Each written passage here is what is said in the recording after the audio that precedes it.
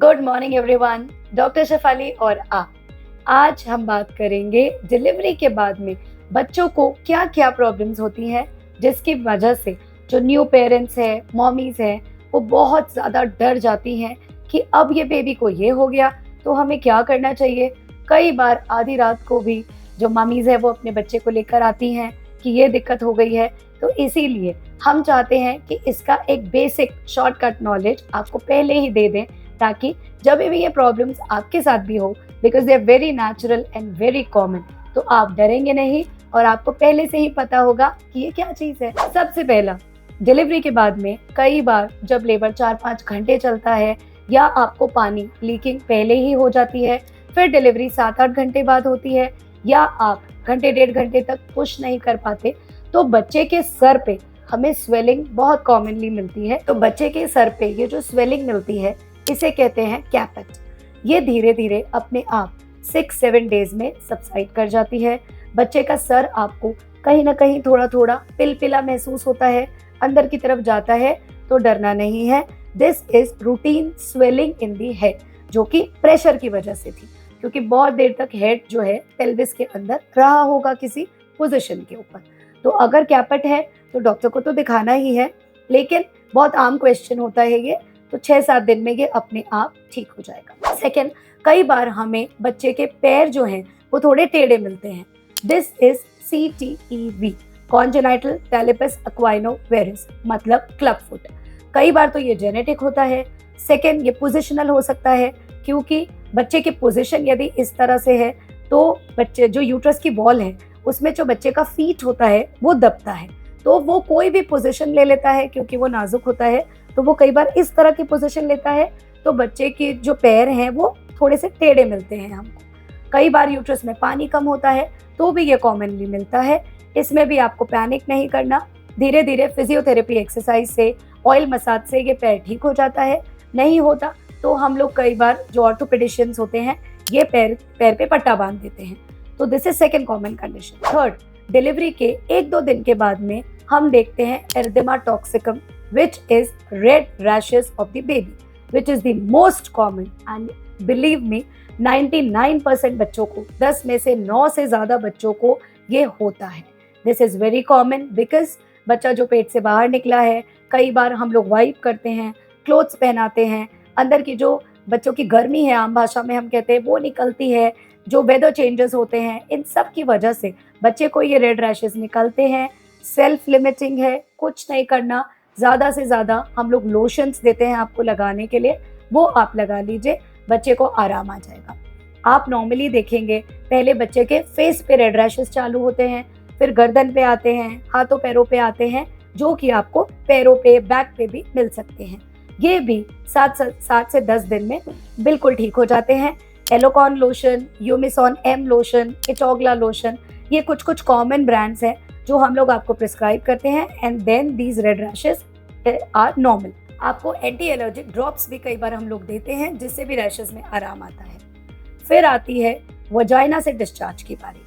यदि female child है तो कई बार बच्चे की वजाइना से वाइट डिस्चार्ज आ सकता है, थोड़ी गंदगी निकल सकती है, ब्लीडिंग भी हो सकती है, तो भी बहुत ज़्यादा पैनिक हो जाते हैं पेरेंट्स कि ब्लीडिंग क्यों। दिस इज ऑल्सो कॉमन, क्योंकि मैटरनल हॉर्मोन्स जो होते हैं वो बच्चे के भी सर्कुलेशन में कुछ दिन तक रहते हैं, तो आपको 7-10 दिन तक, 15-20 दिन तक भी बच्चे की वजाइना से हल्की फुल्की ब्लीडिंग मिल सकती है। कई बार बच्चे का जो थ्रोम्बस बनने का मैकेनिज्म है, क्लॉटिंग फैक्टर्स है, वो धीरे धीरे रीगेन होते हैं। इसीलिए आजकल जन्म पे विटामिन के का इंजेक्शन लगता है। यदि विटामिन के का इंजेक्शन मिस हो गया, आप लगवा सकते हैं। यदि एक इंजेक्शन के बावजूद भी हल्की फुल्की ब्लीडिंग आ रही है, तो आप विटामिन के का इंजेक्शन भी रिपीट करवा सकते हैं। ये कई बार यूरिन में भी ब्लीडिंग होती है और वजाइना से भी हो सकती है। This is also common. 15-20 दिन में ये ब्लीडिंग भी सबसाइड कर जाएगी। आपको सिर्फ हाइजीन का ध्यान रखना है, कॉटन को वेट करके आपको उसकी वजाइना को क्लीन करना है। इसके अलावा कई बार बच्चे की जो निपल्स होती हैं उन पर भी एरियोला में हमें स्वेलिंग मिल सकती है, ब्रेस्ट पर गांठें मिल सकती हैं, उनमें से हल्का फुल्का डिस्चार्ज या दूध भी आ सकता है। This is also common because वही माँ के जो हॉर्मोन्स है वो बच्चे की बॉडी में थोड़े दिन तक रहते हैं, तो इसमें भी हमको लगता है कि ये गांठ क्यों फील हो रही है, ये स्वेलिंग क्यों है, ये इस तरह से ब्रेस्ट उभरे हुए क्यों हैं, धीरे धीरे ये भी सबसाइड कर जाएंगे। यदि उसमें से कुछ डिस्चार्ज या दूध आ रहा है, आपको बहुत ज़्यादा उसे प्रेस कर करके नहीं देखना, इट विल ऑटोमेटिकली सबसाइड। फिर आता है आंखों से पानी। हमारा जो नेज़ोलैक्राइमल डक्ट होता है ये कई बार ब्लॉक होता है, जिसकी वजह से पहले 3 महीने तक बच्चों की आंखों से पानी आना बिल्कुल स्वाभाविक है। आपको अपनी उंगलियों को साफ करके बच्चे के यहाँ से लेकर नाक तक यूं मसाज करनी है ताकि ये डक्ट खुल जाएगी और जो उसके आंसू हैं वो आंख में से नाक में ड्रेन होने लग जाएंगे। लेकिन कई बार हम देखते हैं कि बच्चों की आंखों का इन्फेक्शन भी बहुत कॉमन है, क्योंकि कपड़ा टच होता है, हाथ टच होते हैं, दूध की भी 1-2 बूंद गिर सकती है। तो अगर उसकी आंखों से पीला पानी आ रहा है और आंखें चिपक रही हैं, तो आपको अपने डॉक्टर को तुरंत दिखाना है। नॉर्मली हम लोग सिप्रोफ्लॉक्सासिन आई ड्रॉप्स या कोई भी जो आपका पीडियाट्रिशियन आई ड्रॉप दे, वो दिन में 3 बार 1-1 बूंद डालते हैं, तो ये भी आपकी आंखें ठीक हो जाती हैं। कई बार आंखों में रेडनेस भी होती है, वो भी एलर्जी की वजह से हो सकती है, तो हम लोग आर्टिफिशियल टीयर्स भी देते हैं, उससे बच्चे को आराम आ जाता है। 2 से 4 से 6 दिन के बाद हमें दिखता है बच्चे के मुंह के अंदर ओरल थ्रश, मतलब व्हाइट निशान, छाले, पपड़ी। ये होते हैं फंगल इन्फेक्शन की वजह से, या कई बार जो रूटीन गंदगी या दूध मुंह में जम जाता है उसकी वजह से, क्योंकि बच्चों की इम्यूनिटी लो होती है, ब्रेस्ट फीडिंग करते हैं, बॉटल फीडिंग करते हैं, फंगल इन्फेक्शन होते हैं, जो माँ की ब्रेस्ट है उस पर कोई इन्फेक्शन हो सकता है, जिसकी वजह से भी मुंह के अंदर हमें व्हाइट छाले मिलते हैं।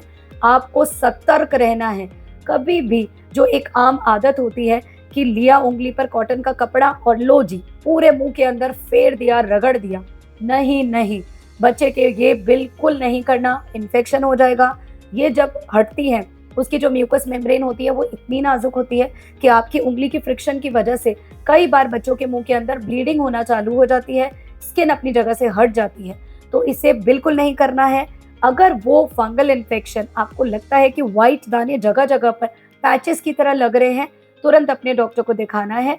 क्लोट्राइमेजोल माउथ पेंट हम लोग इन ओरल अल्सर्स के लिए देते हैं, जो कि आप 1-1 बूंद साफ हाथ करके अपनी उंगली से बच्चे के मुंह में दिन में 3 बार बस इस तरह से लगा करके छोड़ दीजिए।